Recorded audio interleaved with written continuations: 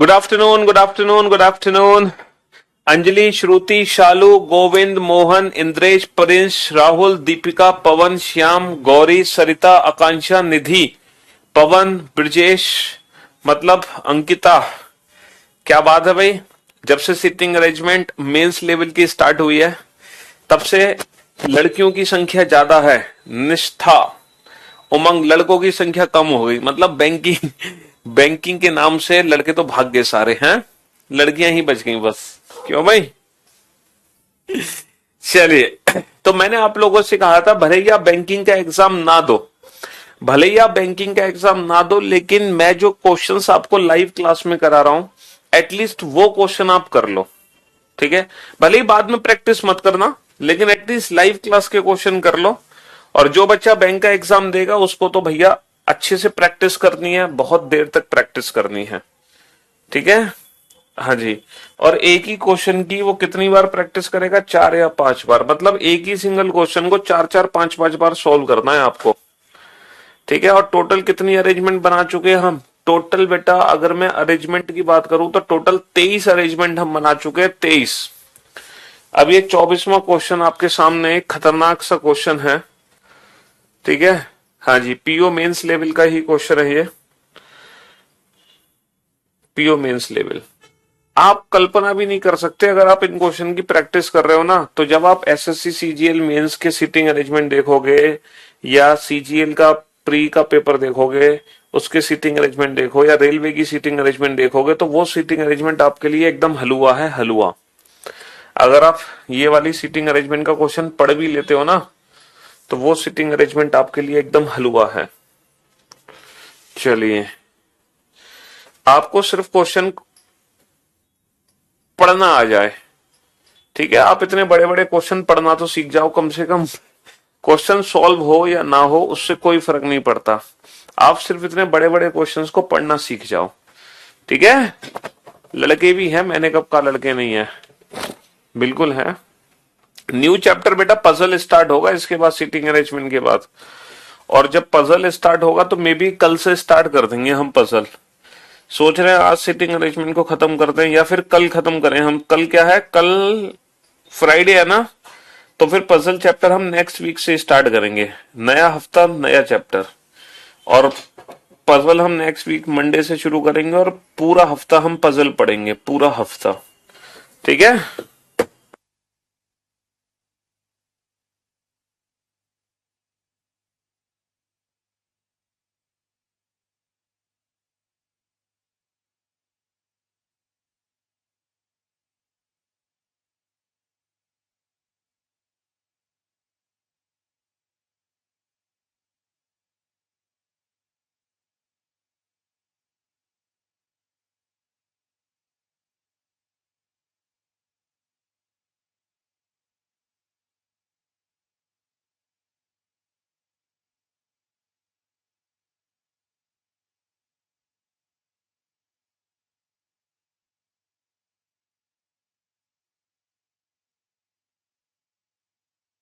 बनाओ, मंडे से स्टार्ट करेंगे पजल चैप्टर। कल भी हम सीटिंग अरेंजमेंट ही पढ़ेंगे। हाँ, यूपीएसआई क्यों नहीं कवर होगा यार, बिल्कुल हद कर रहे हो। कल हम खत्म करेंगे सीटिंग अरेंजमेंट, क्योंकि कल आज हम कुछ बड़े बड़े क्वेश्चन करेंगे सीटिंग अरेंजमेंट के, कल भी हम सीटिंग अरेंजमेंट ही पढ़ेंगे। एक्चुअली अभी ना एक क्वेश्चन बहुत खतरनाक है सीटिंग अरेंजमेंट का, that is coded seating arrangement. और वो कोडेड सीटिंग अरेंजमेंट अभी आपने स्टार्ट किया नहीं है, वो हम कल करेंगे।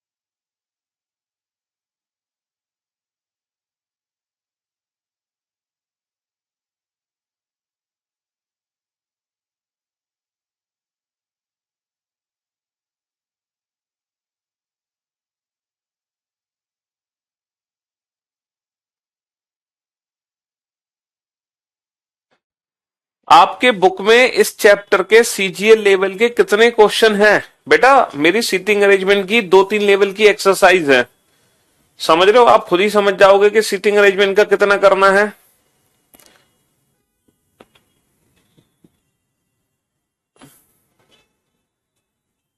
चलिए, मतलब बैंकिंग लेवल कितना है और बाकी का लेवल कितना है। अब आप बोर्ड पे ध्यान से देखना, ये खतरनाक सा क्वेश्चन है। देखो ये जरूरी नहीं है कि आप इस क्वेश्चन का आंसर निकालो, और आपको आंसर निकालना भी नहीं है, समझ रहे हो? आपको तो बस कोशिश करनी है। कोशिश मतलब कम से कम आपके अंदर वो क्षमता आ जाए कि आप इस क्वेश्चन को पढ़ना ही सीख जाओ, है ना?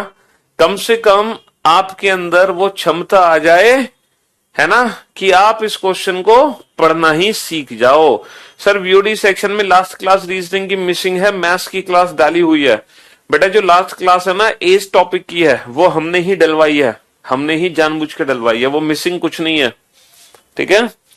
तो कम से कम आप इस लैंग्वेज को पढ़ना सीख जाओ। इतने बड़े क्वेश्चन को, ये क्वेश्चन लिखा क्या है, क्या कहना चाह रहा है, सॉल्व कैसे करना है, ये तो देखो बात की बात है।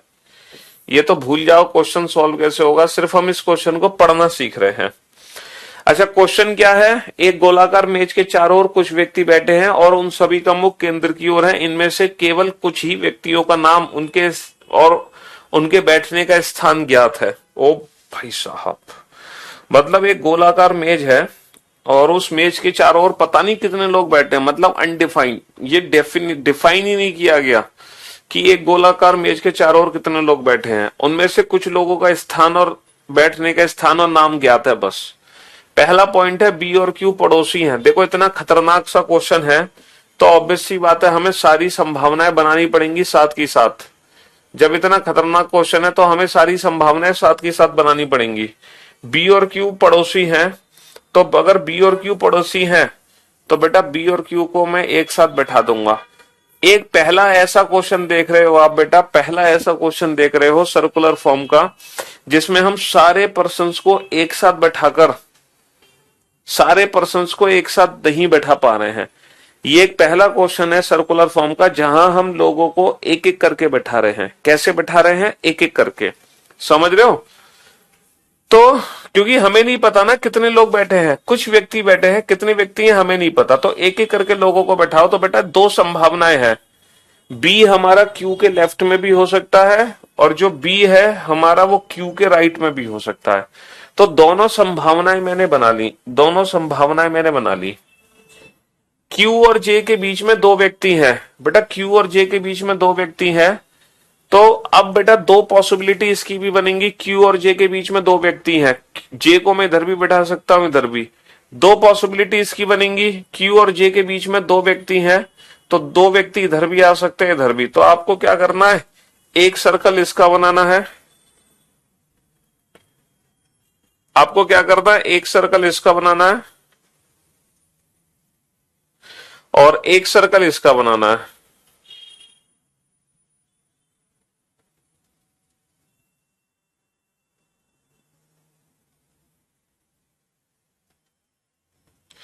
क्यू और जे के बीच में दो लोग हैं तो एक पॉसिबिलिटी तो इसकी बनानी है, क्यू और जे के बीच में दो लोग हैं और एक संभावना इसकी बनानी है। टोटल चार संभावनाएं बनेंगी, टोटल चार संभावनाएं बनेंगी, चार संभावनाएं। अब आप लोग ध्यान से सुनना और ध्यान से समझना बेटा। क्यू और जे के बीच में दो लोग हैं, जे को मैं राइट हैंड साइड पे बैठा सकता हूं, जे को मैं राइट हैंड साइड में बैठा सकता हूं। क्यू और जे के बीच में दो लोग हैं और मैं जे को लेफ्ट हैंड साइड पे भी बैठा सकता हूं। क्यू और जे के बीच में दो लोग हैं, क्यू और जे के बीच में दो लोग हैं। बेटा जे को मैं राइट हैंड साइड पे भी बैठा सकता हूं, क्यू और जे के बीच में दो लोग हैं और जे को मैं लेफ्ट हैंड साइड पे भी बैठा सकता हूं, क्यू और जे के बीच में दो लोग हैं, क्यू और जे के बीच में दो लोग हैं। तो टोटल चार पॉसिबिलिटी मैंने बना दी। कितनी पॉसिबिलिटी बना दी बेटा? चार पॉसिबिलिटी बना दी, पहली, दूसरी, तीसरी, चौथी। अब इन चारों संभावनाओं में से एक संभावना मेरी सही होगी, ठीक है? हो सकता दो भी सही हो। जिसे पीला रंग पसंद है उसके बाएं छठे स्थान पर जे बैठा है। बेटा जे किसके बाएं छठे स्थान पर है? जिसको पीला रंग पसंद है, यानी कि J is 6 to the left who likes yellow colour. तो 1 2 3 4 5 6। बेटा इसको येलो कलर पसंद है क्योंकि इसके 6 लेफ्ट पे कौन है, जे है। 1 2 3 4 5 6 येलो कलर। 1 2 3 4 5 6 इसको येलो कलर पसंद है क्योंकि येलो के 6 लेफ्ट में कौन है, जे है। 1 2 3 4 5 6 इसको येलो कलर पसंद है क्योंकि येलो के 6 लेफ्ट में कौन है, जे है। 1 2 3 4 एक सेकंड गलत, 1 2 3 4 5 6 इसको येलो कलर पसंद है क्योंकि येलो के 6 लेफ्ट में कौन है, जे है। 1 2 3 4 5 6। तो अभी भी चारों संभावनाएं हमारी सही हैं। जिस व्यक्ति को पीला रंग पसंद है उसके दाएं चौथे स्थान पर वह व्यक्ति बैठा है जिसको गुलाबी रंग पसंद है। बेटा येलो के दाएं चौथा, येलो का फोर्थ राइट, 1 2 3 4 येलो के फोर्थ राइट पे पिंक कलर है, पिंक। येलो का फोर्थ राइट 1 2 3 4 येलो के फोर्थ राइट पे पिंक कलर है। येलो का फोर्थ राइट 1 2 3 4 येलो के फोर्थ राइट पे पिंक कलर है। येलो का फोर्थ राइट 1 2 3 4 येलो के फोर्थ राइट पे पिंक कलर है। ठीक है, वह व्यक्ति जिसे गुलाबी रंग पसंद है के तुरंत दाएं एम बैठा है, मतलब पिंक के तुरंत दाएं एम है। पिंक के तुरंत दाएं कौन है, एम है। पिंक के तुरंत दाएं कौन है, एम है। पिंक के इमीडिएटली राइट पे कौन है, एम है। पिंक के इमीडिएटली राइट हैंड पे कौन है, एम है। अभी तक एक भी संभावना मेरी गलत नहीं हुई। एम और डब्ल्यू के बीच में 4 व्यक्ति हैं। बेटा एम और डब्ल्यू के बीच में 4 व्यक्ति हैं। अब डब्ल्यू उस साइड भी हो सकता है, डब्ल्यू इस साइड भी हो सकता है, हमें नहीं पता डब्ल्यू कहां पर है।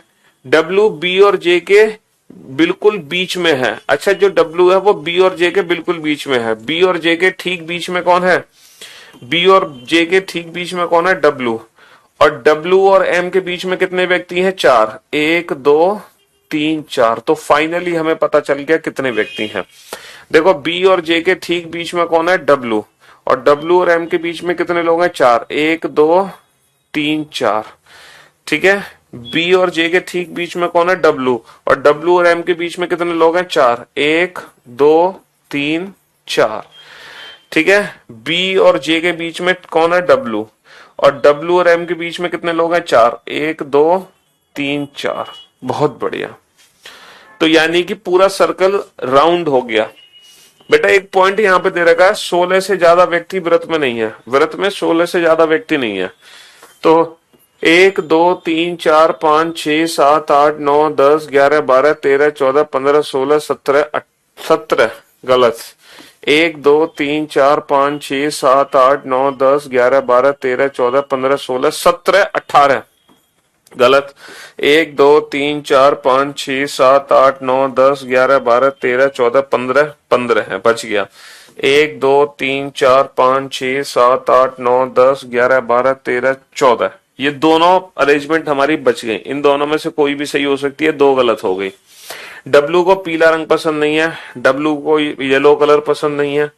एस डब्ल्यू के दाएं छठे स्थान पर है। डब्ल्यू का 6 राइट 1 2 3 4 5 6 ये कौन है, एस। डब्ल्यू का 6 राइट 1 2 3 4 5 6 ये कौन है, एस। ठीक है, वह व्यक्ति जिसे हरा रंग पसंद है एस के दाएं दूसरे स्थान पर है। एस के दाएं दूसरे पे हरा रंग आ ही नहीं सकता। ठीक है, एस का सेकेंड राइट पे कौन है, ग्रीन कलर। भाई एस के दाएं दूसरे स्थान पे कौन है, ग्रीन कलर।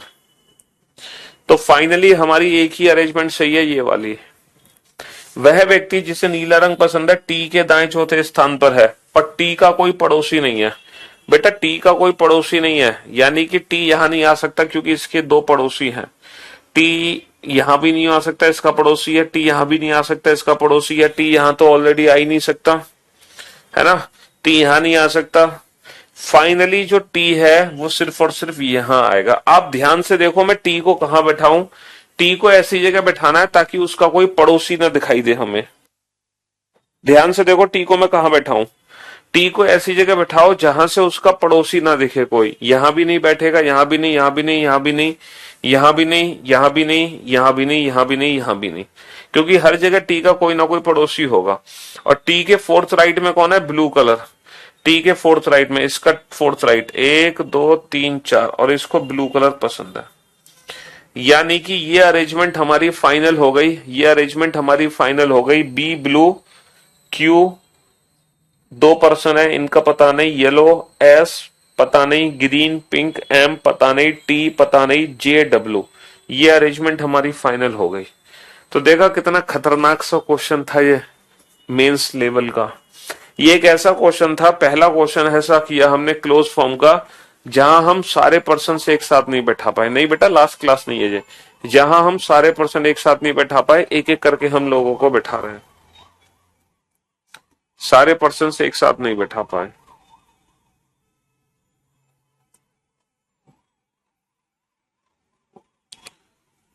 चलो next question number 25।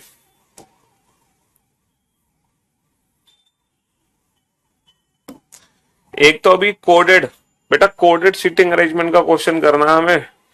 Coded seating arrangement है ऐसा क्वेश्चन जो आपने पहले कभी देखा भी नहीं था, ऐसा क्वेश्चन करना हमें जो आपने पहले कभी देखा ना सुना। इसके बाद कोडेड सीटिंग अरेंजमेंट का क्वेश्चन और करेंगे हम, ठीक है। अच्छा हम कल से पजल चैप्टर स्टार्ट करेंगे, कल से हम पजल चैप्टर स्टार्ट करेंगे। और आज हम इस चैप्टर को खत्म कर देते हैं, सीटिंग अरेंजमेंट को। कल से हमारा पजल चैप्टर शुरू हो जाएगा, क्योंकि सीटिंग अरेंजमेंट का अगला ही है पजल।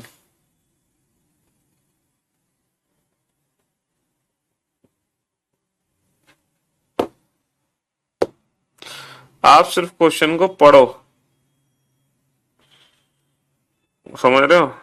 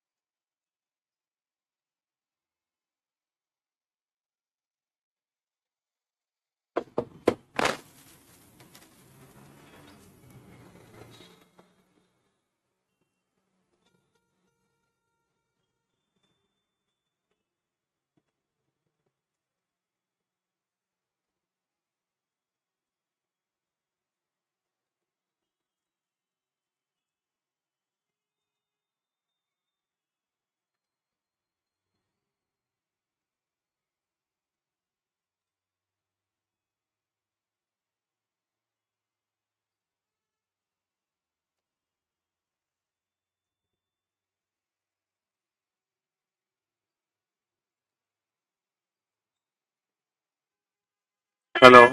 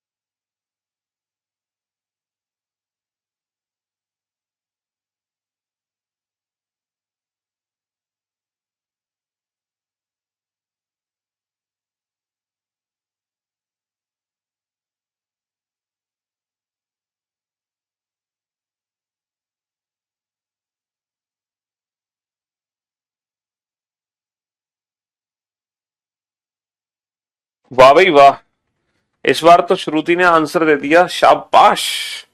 आप अब क्विट नहीं करूंगी, आप बहुत अच्छा पढ़ाते हो सर, कंफ्यूजन की कोई गुंजाइश ही नहीं रहती सर। पता है बैंकिंग की प्रिपरेशन स्टार्ट करी थी सर से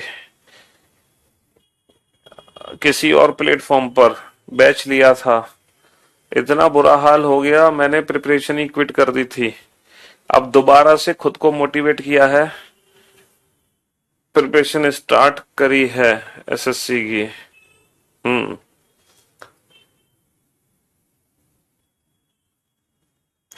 बनेगा बेटा, बैंकिंग का तो क्वेश्चन नहीं बनना, बनेगा बनेगा, चिंता क्यों कर रही हो, बनेगा भाई बनेगा। इतनी देर तुमने कमेंट्स में लगा दिए, कमेंट्स की जगह अगर तुम क्वेश्चन को सॉल्व करने में लगाते तो शायद क्वेश्चन बना भी लेते। आप पॉसिबिलिटी बनाती ना, देखो खुशबू ने भी आंसर दे दिया, शाबाश।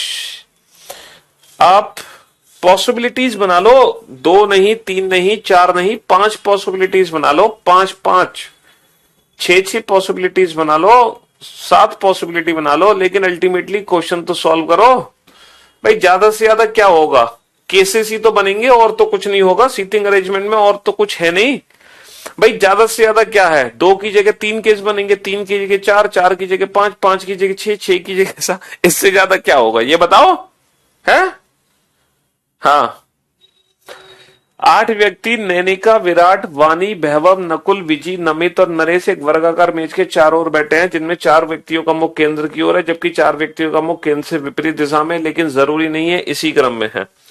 देखो आठ व्यक्ति बैठे हैं वर्गाकार मेज की चारों तरफ, जिसमें से चार लोगों का फेस सेंटर में है, चार लोगों का फेस सेंटर से बाहर है, और पता नहीं किसका फेस सेंटर में है, किसका फेस सेंटर से बाहर है, कुछ भी नहीं दिया गया कि किसका फेस सेंटर में, किसका फेस सेंटर से बाहर है। वैभव नरेश के दाएं चौथे स्थान पर है, वैभव नरेश के दाएं चौथे स्थान पर है। वैभव, देखो Vaibhav is fourth to the right of Naresh, Vaibhav is fourth to the right of Naresh, Vaibhav is fourth to the right of Naresh, hint है Vaibhav is fourth to the right of Naresh. Vani sitting immediately right of Vaibhav, Vani sitting immediately right of Vaibhav, Vani Vaibhav के immediately right में है। Only one person sit between Namit and Vaibhav and both are facing same direction. Namit and Vaibhav both are facing same direction. Namit sit four to the right of Vijay, who doesn't sit in the middle of the table. Vijay is not the immediate. देखो कहीं से शुरू कर दो इस question को, यहां से शुरू करते हैं जो डेफिनेट पॉइंट हमें पता है।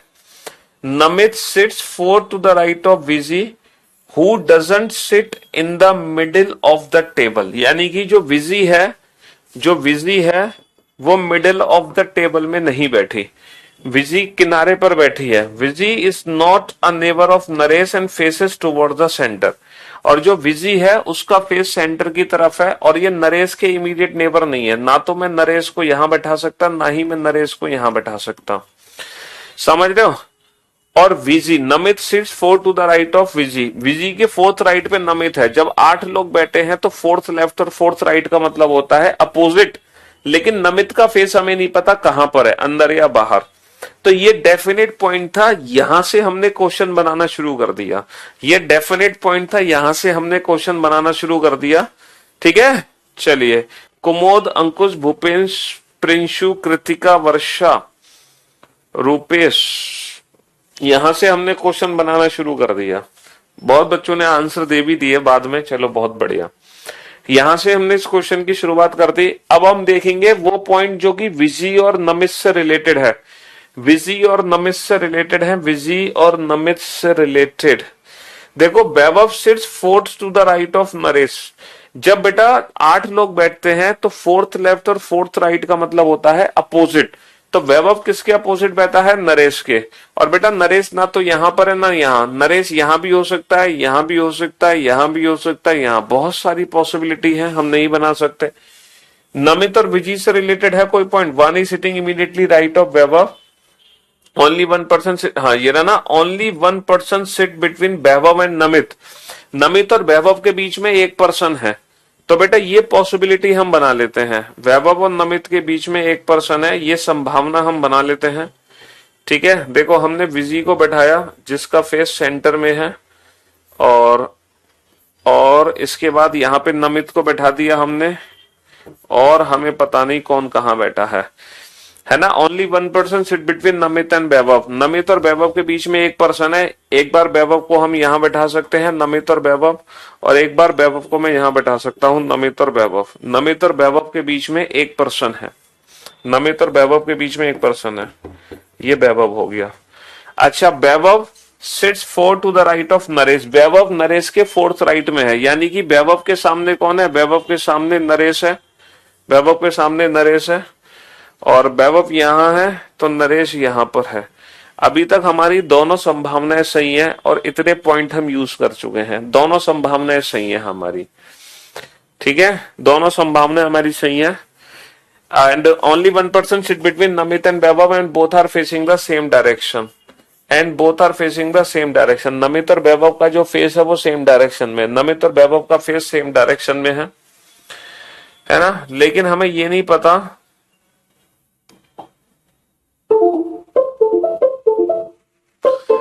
है ना, Namit and Vaibhav facing same direction. चलिए, अब एक पॉइंट है बेटा,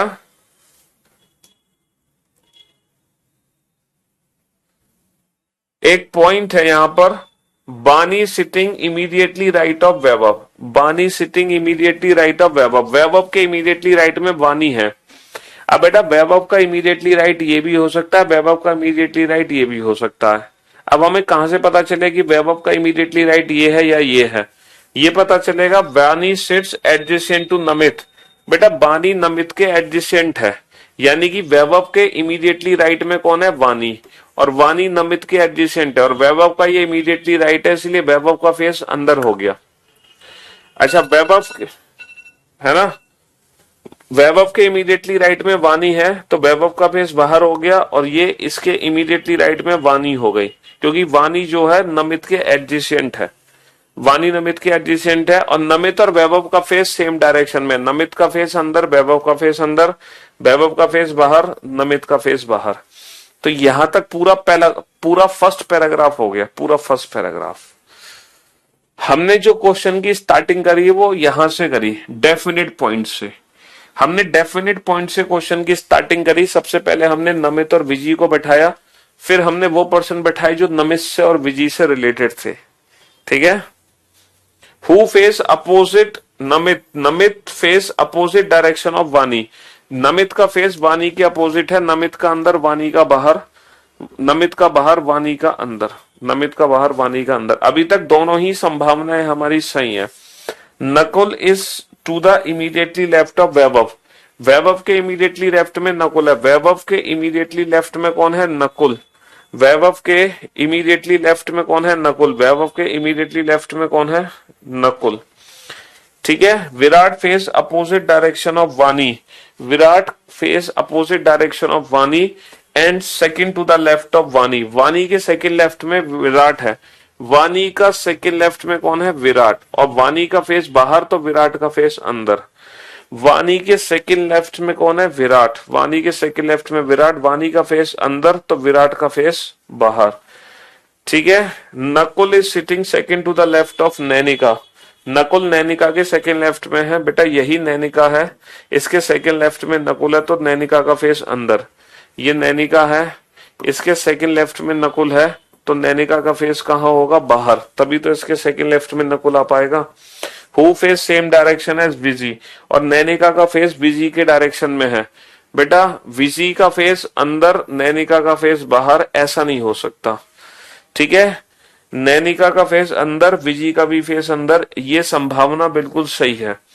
बेटा ये अरेंजमेंट हमारी बन गई है, और इस अरेंजमेंट में भी बेटा नकुल नकुल और इस अरेंजमेंट में भी नकुल और नरेश का फेस आप डिफाइन नहीं कर सकते। इस अरेंजमेंट में भी आप नकुल और नरेश का फेस डिफाइन नहीं कर सकते, नहीं कर सकते।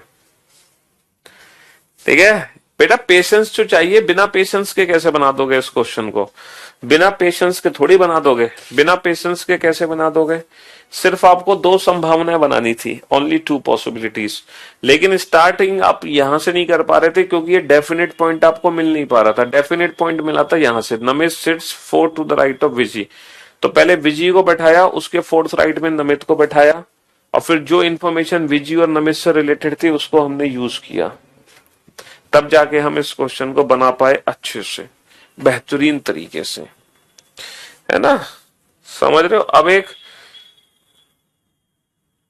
अच्छा, इसके बाद अब मैं आपको एक ऐसा क्वेश्चन कराऊंगा जिसकी आपने कल्पना भी नहीं की होगी, लेकिन मैं ये चाह रहा हूं कि आप इस क्वेश्चन को एक बार दोबारा सॉल्व करें। ठीक है, कंसंट्रेशन तो चाहिए। मैं एक क्वेश्चन और कराऊंगा आपको, लेकिन मैं ये चाह रहा हूं आप इसी क्वेश्चन को एक बार दोबारा सॉल्व करें प्लीज, मेरे कहने पर। ठीक है, फिर उसके बाद एक लास्ट क्वेश्चन हम सीटिंग अरेंजमेंट का कराएंगे, खतरनाक वाला, ऐसा क्वेश्चन जिसके बारे में शायद ही आपने कभी सोचा होगा कि सर ऐसा भी क्वेश्चन एग्जाम में आ सकता है क्या, ऐसा भी क्वेश्चन एग्जाम में आ सकता है क्या। लेकिन उससे पहले क्वेश्चन नंबर 25 का ट्रायल आप दोबारा लोगे, दोबारा एक बार दोबारा कोशिश करोगे क्वेश्चन नंबर 25 पे। मैंने तो आपको सॉल्व करके दिखा दिया, लेकिन एक बार आप दूसरा ट्रायल खुद से लोगे, और ज्यादा नहीं, सिर्फ और सिर्फ आपको 4 मिनट देने हैं, 3 से 4 मिनट, 3 से 4 मिनट देने हैं इस क्वेश्चन में। ठीक है, हाँ जी।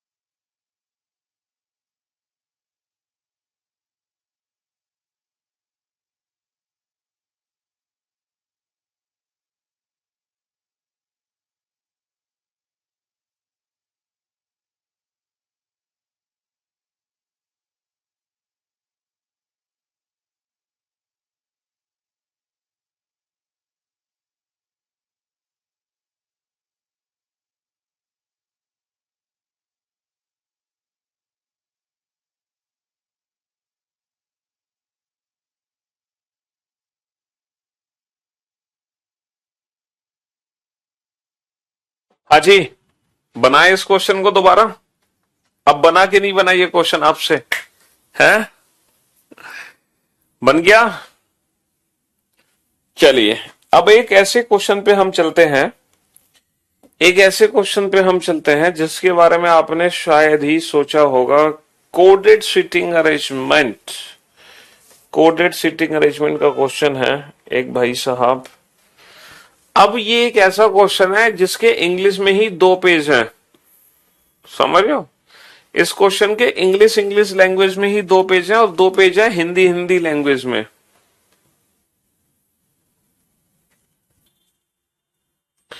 ये क्वेश्चन है, वहां से शुरू हो रहा है और यहां पे खत्म हो रहा है। मतलब इंग्लिश लैंग्वेज में 2 पेजेस हैं और इसी क्वेश्चन के 2 पेजेस हैं हिंदी लैंग्वेज में।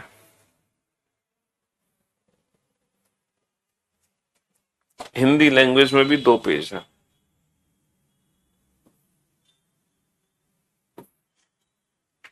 ये पहला पेज है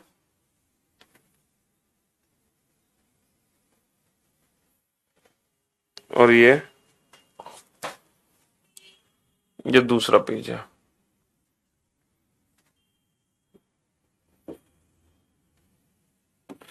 ये दूसरा पेज है। ये है क्वेश्चन।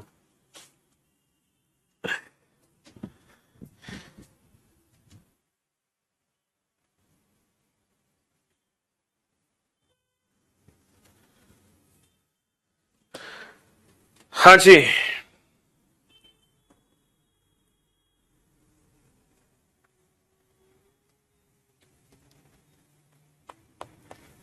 बनाओ इस क्वेश्चन को जल्दी से।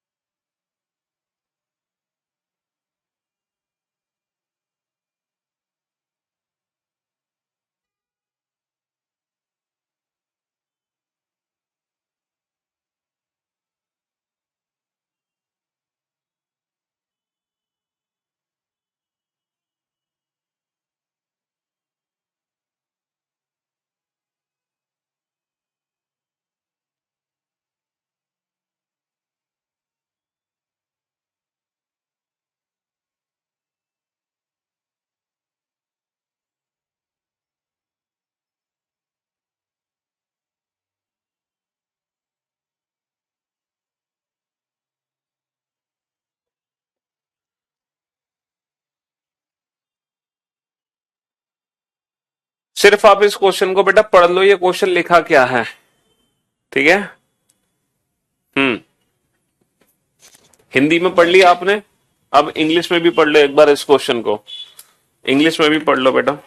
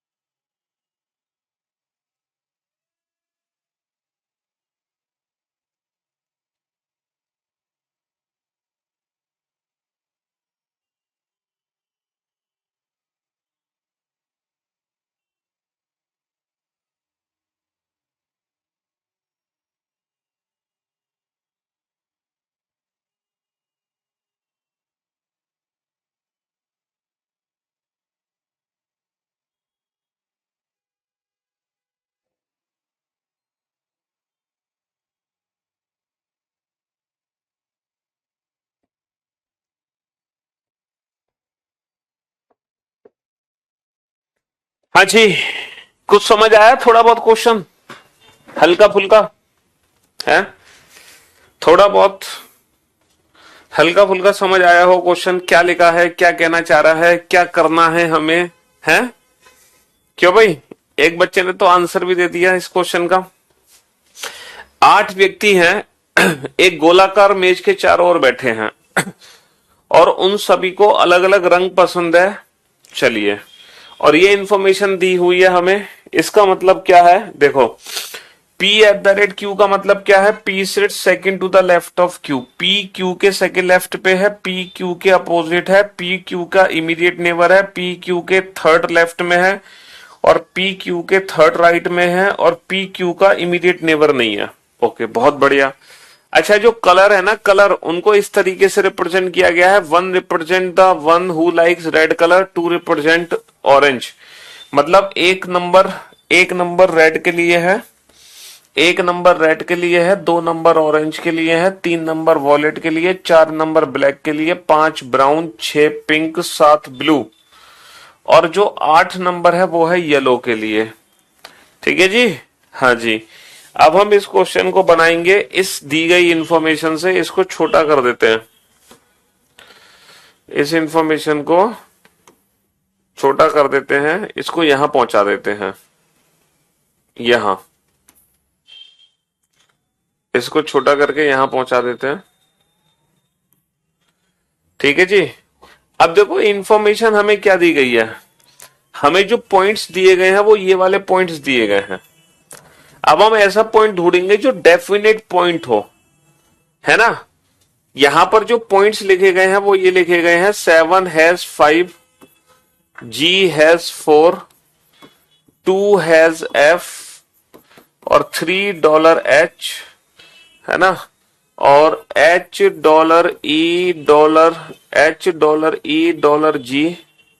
और 3 हैज 2 और A%6 और C@G 1@7 8 पावर C और B हैज E। ये पॉइंट्स यहां पे दे रखे हैं। तो हम ना, अच्छा, ये लोग कहां बैठे हैं? ये लोग बैठे हैं गोलाकार मेज के चारों तरफ। ठीक है, एक सर्कल के चारों तरफ बैठे हैं। कितने लोग बैठे हैं? 8 लोग बैठे हैं। सबका फेस किधर है? सेंटर। 1 2 3 4 5 6 7 8। सबसे पहले कोई डेफिनेट पॉइंट उठाओ इनमें से जो सबसे बड़ा पॉइंट हो, क्योंकि हम अपनी मर्जी से कोई भी पॉइंट पहले उठा सकते हैं। हमने ये वाला पॉइंट ले लिया, $H$E$G। डॉलर का मतलब क्या है? डॉलर का मतलब ये है, डॉलर का मतलब बेटा ये लिखा हुआ है, ये लिखा हुआ है $P$Q means P is an immediate neighbour of Q। अच्छा, डॉलर का मतलब इमीडिएट नेबर है, यानी कि H E का पड़ोसी है और E G का पड़ोसी है, यानी कि जो E है वो H और G के बीच में है। अब दो पॉसिबिलिटी यहां पे बनेंगी, E H और G के बीच में है। E अगर H और G के बीच में है तो दो पॉसिबिलिटी बनेंगी यहां पर, 1 1 2 3 4 5 6 7 8।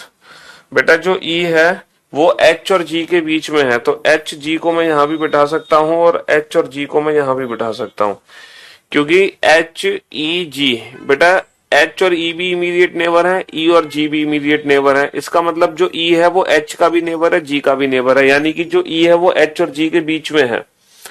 तो दो संभावनाएं बनेंगी, दोनों बना ली। अब वो पॉइंट ढूंढो बेटा जो EH-G से रिलेटेड हो। EH-G से रिलेटेड जो पॉइंट है उन पॉइंट को ढूंढो। ये रहा C@G। एट द रेट का मतलब क्या है? एट द रेट का मतलब है P sits second to the left of Q, तो C sits second to the left of G। G के सेकंड लेफ्ट में कौन है? G के सेकंड लेफ्ट में कौन है? C। जबकि G के सेकंड लेफ्ट में C आ ही नहीं सकता, तो ये वाली संभावना तो गलत हो गई। ये यहीं की यहीं गलत हो गई, तो इसको तो मिटा दो। G के सेकंड लेफ्ट में कौन है? C। G के सेकंड लेफ्ट में कौन है? C। अब पॉइंट ढूंढो बेटा जो CEGH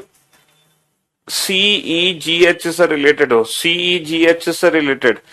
ये रहा B has E, B has E।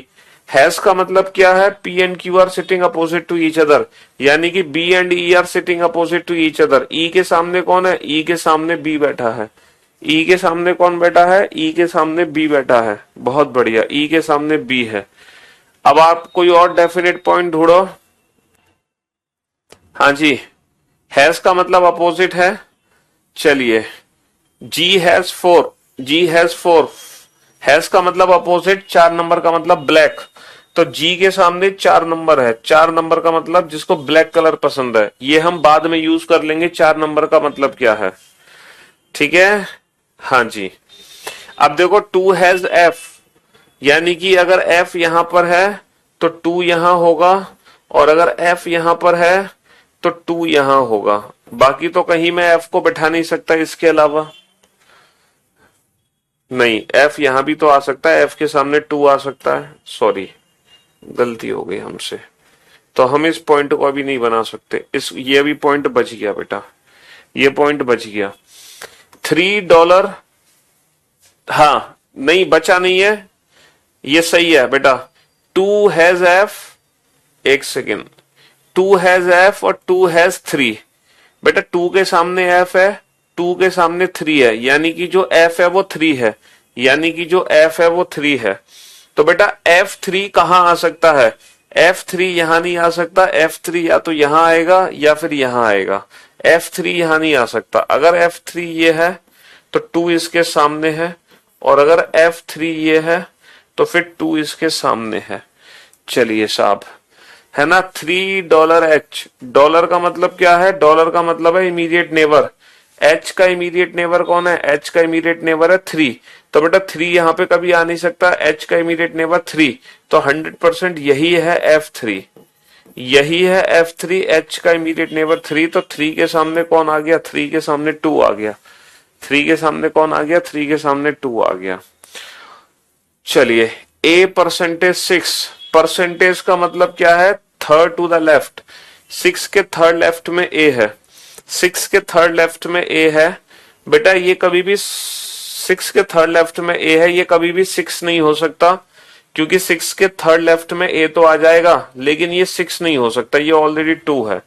तो फिर A को मैं यहां तो बैठा नहीं सकता, यहां बैठा नहीं सकता, यहां बैठा नहीं सकता, यहां बैठा नहीं सकता, क्योंकि फिर इसको 6 के थर्ड लेफ्ट में आना पड़ेगा, और ये 6 हो नहीं सकता। A ये भी नहीं है, ये भी नहीं, ये भी नहीं, ये भी नहीं, तो 100% A।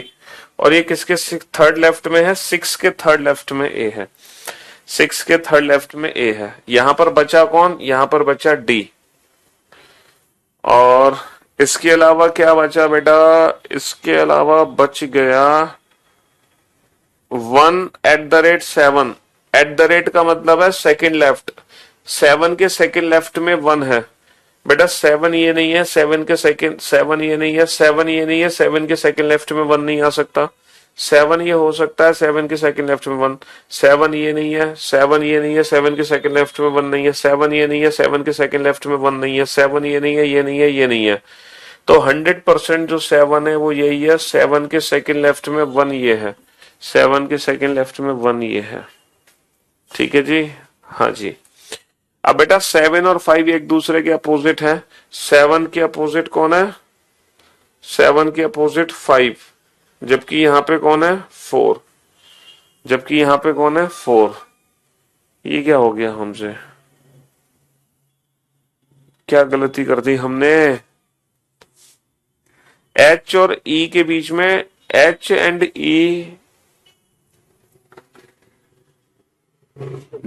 $G। सर देखिए, कुछ गड़बड़ हो गई क्या हमसे?